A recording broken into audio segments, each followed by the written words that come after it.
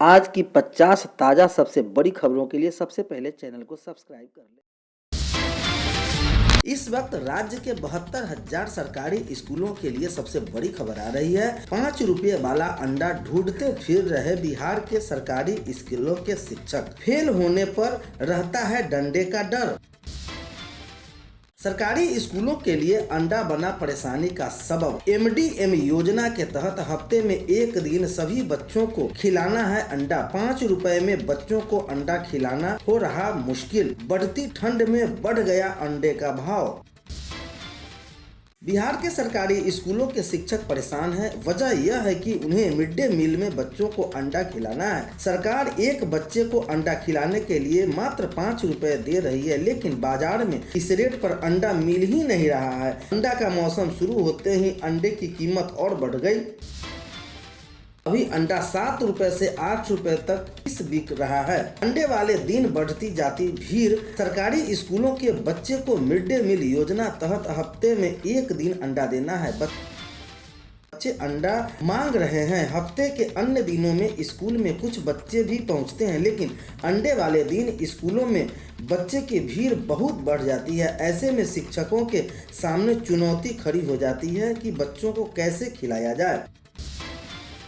अंडा नहीं दिया तो हंगामा होना तय है। शिक्षकों के साथ अंडा बड़ी परेशानी बन रहा है। वे बच्चे को अंडा देने से मना नहीं कर सकते हैं। ग्रामीण इलाकों में तो कई बार इसको लेकर अप्रिय स्थिति भी बन जाती है, लेकिन कहा सुनी और मारपीट तक पर भी उतारू हो जाते हैं। बिहार के कई शिक्षक संगठन समस्याओं को दिखाते उन्हें MDM की जिम्मेदारी से मुक्त करने तक की भी मांग कर चुके हैं। रंजीत रंजन ने कहा कि बिहार में राहुल गांधी के नेतृत्व में 28 दिसंबर से भारत जोड़ो यात्रा का शुभारंभ होने जा रहा है। कांग्रेस की पद यात्रा धार्मिक और ऐतिहासिक मंदार पर्वत से शुरू होगी। इसका समापन बोधगया में होगा। बिहार भाजपा ने मुख्यमंत्री नीतीश कुमार पर तीखा हमला किया है। भाजपा के 3 नेताओं को बंगला खाली करने की नोटिस के बाद प्रदेश अध्यक्ष संजय जायसवाल ने कहा कि मुख्यमंत्री सरकारी संपत्ति को अपनी जागीर समझने लगे हैं। शिवसेना नेता और महाराष्ट्र सरकार के पूर्व मंत्री आदित्य ठाकरे बिहार के डिप्टी CM तेजस्वी यादव से मुलाकात करेंगे। वो 23 नवंबर को पटना आएंगे। शिवसेना की तरफ से आदित्य ठाकरे के बिहार दौरे की जानकारी साझा की गई है। गोपालगंज और मोकामा उपचुनाव में जीते प्रत्याशियों को शपथ दिलाई गई। मोकामा विधायक व अनंत सिंह की पत्नी नीलम देवी ने शपथ लेने के बाद पत्रकारों से बात की। एक सवाल के जवाब में उन्होंने हंसते हुए कहा कि अनपढ़ समझते हैं क्या।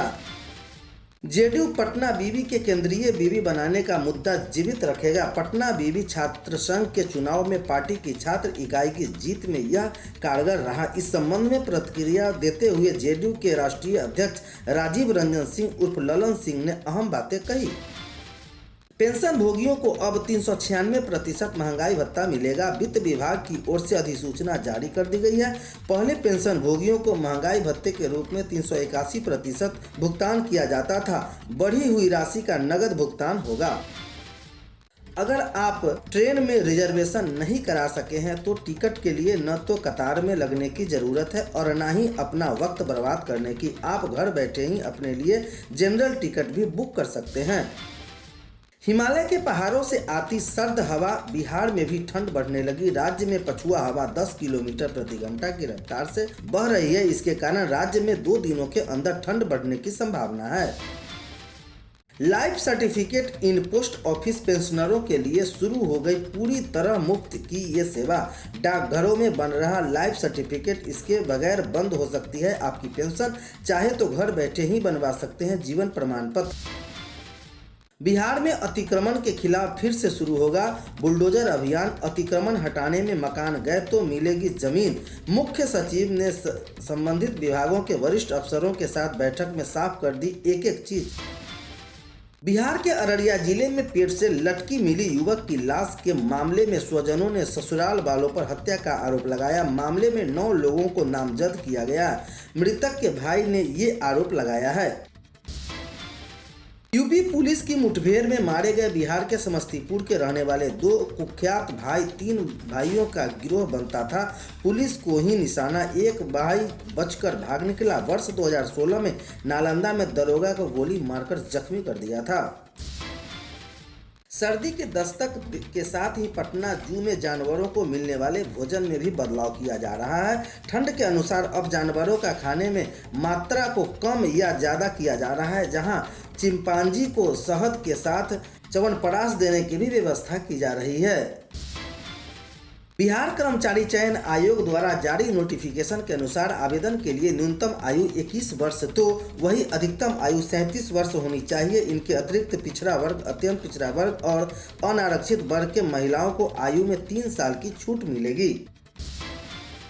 पटना में केंद्रीय खाद्य प्रसंस्करण उद्योग मंत्री पशुपति पारस ने कहा कि मेरे मंत्रालय ने बिहार में फूड प्रोसेसिंग उद्योग को बढ़ावा देने के लिए राज्य में निपटेन खोलने का निर्णय लिया ताकि राज्य के युवा प्रशिक्षण लेकर फूड प्रोसेसिंग के क्षेत्र में आगे बढ़ें। ड्रग विभाग ने पटना के बेली रोड स्थित राजा बाजार में एक निजी दवा दुकान में छापेमारी की। छापेमारी के दौरान कई गड़बड़ियां पाई गई। बताया जा रहा है कि ड्रग विभाग की लगातार इन दुकानों को लेकर शिकायतें मिल रही थी। हरमंदिर जी पटना साहिब में 26 से 30 नवंबर को सिख पंथ के 9वें गुरु तेग बहादुर जी महाराज का 347वां शहीदी पर्व मनाया जाएगा। शहीदी पर्व पर आयोजित को लेकर बीबी सिमरन और अमृतसर के नेतृत्व में अखंड कीर्तन जत्था पटना आएंगे। बिहार में सियासी हलचल से लेकर अपराध और शिक्षा से जुड़ी हर तरह की घटनाओं की खबर पाने के लिए साथ ही ताज़ा खबरों के अपडेट रहने के लिए आप हमारे चैनल पर बने रहें। पंचायत वाई इलेक्शन नामांकन का काम 11 से 18 जनवरी 2023 तक की जाएगी। नामांकन पत्रों की जांच 21 जनवरी को जबकि नाम वापसी की अंतिम तिथि 23 जनवरी को निर्धारित की गई है। पटना में बीपीएससी ऑफिस के बाहर 67वीं बीपीएससी परीक्षा में पेपर लीक को लेकर प्रदर्शन कर रहे अभ्यर्थियों की मांग है कि पेपर लीक मामले की जांच सीबीआई से कराई जाए और प्रारंभिक परीक्षा का संशोधित रिजल्ट जारी किया जाए।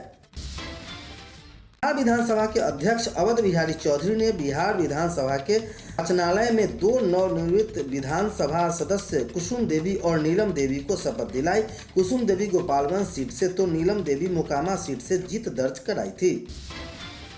एनआईटी निर्देशक प्रोफेसर प्रदीप कुमार जैन ने बताया कि सत्र 2022-23 में पीएचडी कार्यक्रम के लिए ऑनलाइन आवेदन की प्रक्रिया प्रारंभ की गई है। इवेंट रजिस्टर जनवरी-जून 2023 के लिए 11 विभिन्न विभागों में 54 सीटों पर एडमिशन होगा। इसके लिए एडमिशन जांच एवं साक्षात्कार।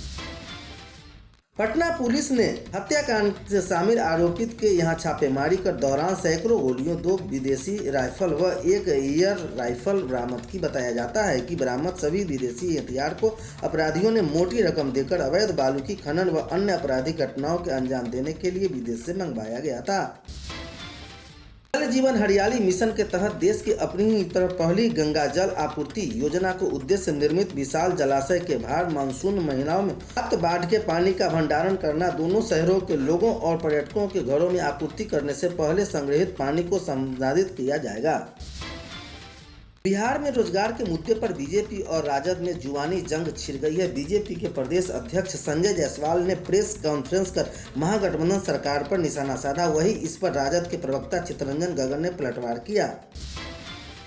बिहार विधान परिषद की समितियों का एक बार फिर से पुनर्गठन किया गया। सभापति के आदेश के बाद बिहार विधान परिषद सचिवालय के समितियों के नए अध्यक्ष और उनके सदस्यों से जुड़ी अधिसूचना जारी कर दी। पटना विश्वविद्यालय छात्र संघ चुनाव का परिणाम घोषित हो चुका है। सभी पार्टियां अपनी समीक्षा में जुट गई है। वहीं जाप अध्यक्ष पप्पू यादव ने जाप के सदस्यों के साथ हार और समीक्षा बैठक कर इस दौरान उन्होंने जेडीयू पर धन बल का उपयोग का आरोप लगाया है। डिप्टी सीएम तेजस्वी यादव ने कहा कि बिहार में रोजगार को लेकर सरकार सक्रिय है। सरकारी नौकरी के अलावा भी प्रदेश के लोगों को ज्यादा से ज्यादा रोजगार देने की कोशिश की जा रही है।